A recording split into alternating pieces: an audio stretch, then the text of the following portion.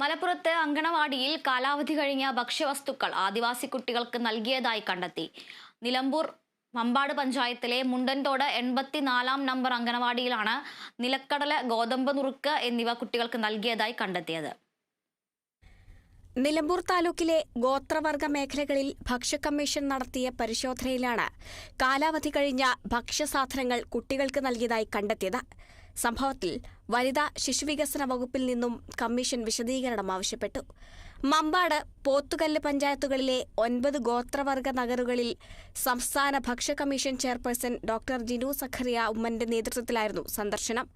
മേഖലയിലെ ration card ഇല്ലാത്ത കുടുംബങ്ങൾക്ക് കാർഡ് ലഭ്യമാക്കാനും സഞ്ചരിക്കുന്ന പൊതുവിതരണ സംവിധാനം ഏർപ്പെടുത്താനും കമ്മീഷൻ പൊതുവിതരണ വകുപ്പിന് നിർദ്ദേശം നൽകി. ഇന്ന് സന്ദർശിച്ച ഈ അംഗൻവാടിയിൽ എക്സ്പയറി ഡേറ്റ് കഴിഞ്ഞ സാധനങ്ങൾ നമ്മൾ കണ്ടെത്തുകയുണ്ടായി. അത് അടിയന്തരമായിട്ട് റീപ്ലേസ് ചെയ്യണമെന്ന് നമ്മൾ ICDS സൂപ്പർവൈസറോട് ആവശ്യപ്പെട്ടിട്ടുണ്ട്.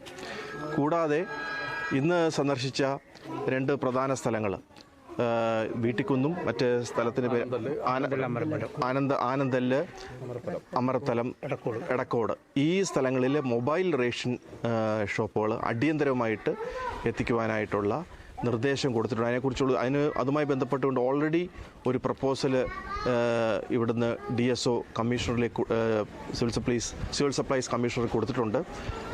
എന്നാൽ അടിയന്തരമായിട്ട് അത് നടപ്പാക്കുവാനായിട്ടുള്ള നിർദ്ദേശം കൊടുത്തിട്ടുണ്ട്. അതുപോലെ വീട്ടിക്കുന്ന് എന്ന് പറയുന്ന സ്ഥലത്ത് ഇവിടുത്തെ ഗ്രാമപഞ്ചായത്ത് ഒരു റേഷൻ കട തുടങ്ങുവാനായിട്ടുള്ള സ്ഥലവും സൗകര്യവും കൊടുത്തിട്ടുണ്ട്. അതുകൊണ്ട് ഇവിടെ എത്രയും പെട്ടെന്ന് ഒരു റേഷൻ കട സ്ഥാപിക്കണമെന്നുള്ള നിർദ്ദേശവും കമ്മീഷൻ കൊടുത്തു. ഇരുട്ടുകുത്തിയിലെ മോഡൽ പ്രീ സ്കൂളിന്റെ അടിസ്ഥാന സൗകര്യ വികസനത്തിന് പട്ടികവർഗ വകുപ്പിനെ ചുമതലപ്പെടുത്തി. സംസ്ഥാന ഭക്ഷ്യ കമ്മീഷൻ മുൻ അംഗം വി രമേശിനൊപ്പം വിവിധ വകുപ്പുകളിലെ ഉദ്യോഗസ്ഥരും പരിശോധനയുടെ ഭാഗമായി. Kerala vision news, Malappuram.